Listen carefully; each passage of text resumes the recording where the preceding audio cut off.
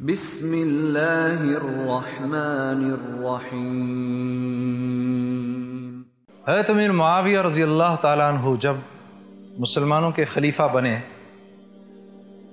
تو آپ نے حضرت عائشہ رضی اللہ تعالیٰ عنہا ام المومنین کی طرف ایک پیغام بھجوایا کہ مجھے کوئی نصیحت کیجئے لیکن وہ انتہائی مختصر ہو۔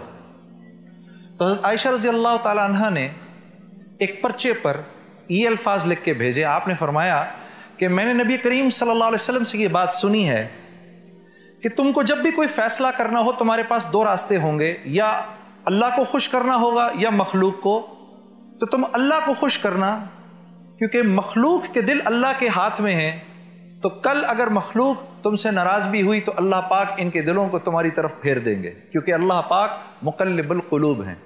اس کے برعکس اگر تم نے مخلوق کو خوش کیا اور اللہ کو ناراض کیا تو جیسے مخلوق کے دل اللہ کے ہاتھ میں ہیں، آج وہ تم سے خوش ہو جائیں گے لیکن کل اللہ رب العزت ان کے دلوں کو تم سے دور پھیر دیں گے۔